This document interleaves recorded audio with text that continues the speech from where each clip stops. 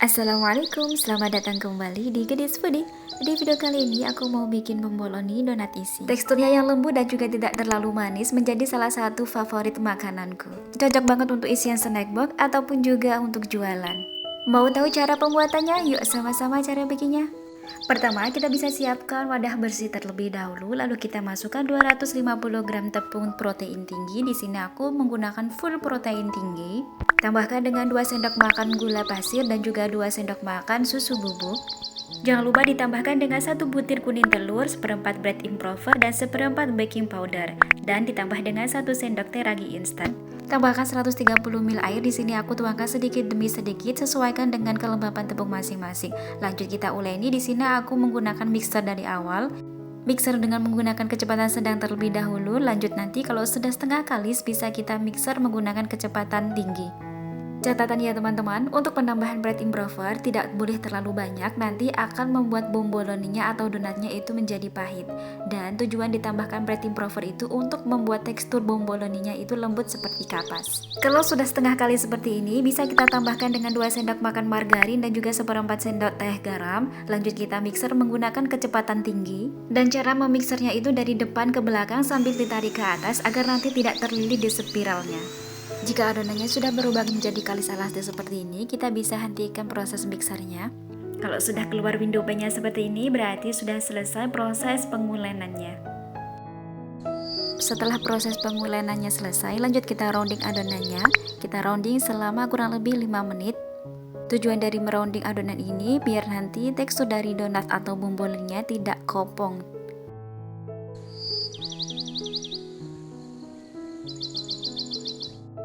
Setelah merounding adonan selama 3-5 menit, baru kita resting adonannya selama 1 jam atau sampai dia mengembang 2 kali lipat. Selain membuat adonannya lebih besar, tujuan resting adonan adalah untuk menormalkan suhu udara agar nanti lebih mudah dibentuknya. Setelah diistirahatkan selama 1 jam, adonan menjadi lebih besar 2 kali lipat. Lalu kempiskan adonannya agar udara yang terperangkap di dalam adonan bisa keluar semua. Kalau dirasa sudah cukup mengeluarkan udara dalam adonan, bisa lanjut kita bagi-bagi adonannya. Lanjut padatkan adonan dengan cara merounding seperti yang ada di video.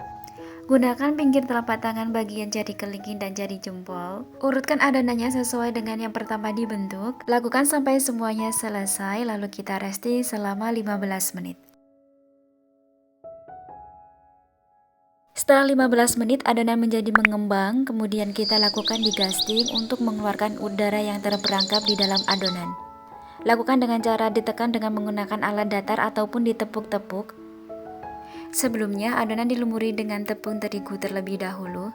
Tekan-tekan adonannya jangan sampai terlalu tipis, kira-kira tebalnya sampai 1 cm saja.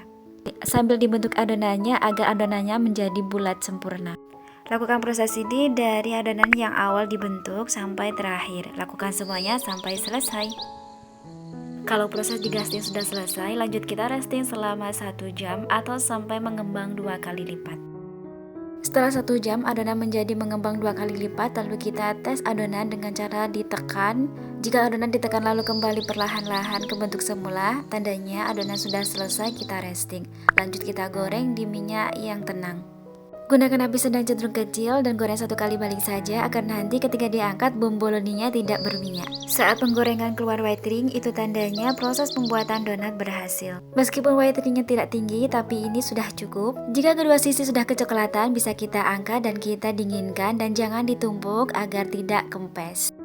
Ini dia donat bomboloninya dengan whitening yang sangat cantik. Meskipun dia tidak terlalu tinggi, tapi ini sudah sangat cukup. Saat dikemas seperti ini pun bomboloninya kembali ke bentuk semula dan saat dibelah dia tidak kopong dalamnya. Ini tuh sangat lembut banget ketika dimakan. Apalagi ditambah dengan glaze di dalamnya, rasanya tuh beneran enak banget. Donatnya tidak terlalu manis tapi dia dilengkapi dengan rasa manis dari glaze-nya. Gunting bagian tengahnya dan kita masukkan glaze-nya ke dalam bomboloni. Kali ini aku gunakan glaze rasa coklat dan tiramisu. Bomboloni ini adalah salah satu teman ngeteh ataupun ngopi yang sangat cocok, apalagi dimakan saat dingin-dingin seperti ini. Ini tuh enak banget, saat dibelah tuh coklatnya bisa lumer seperti ini, dan ini pasti anak-anak suka karena coklatnya sangat melimpah.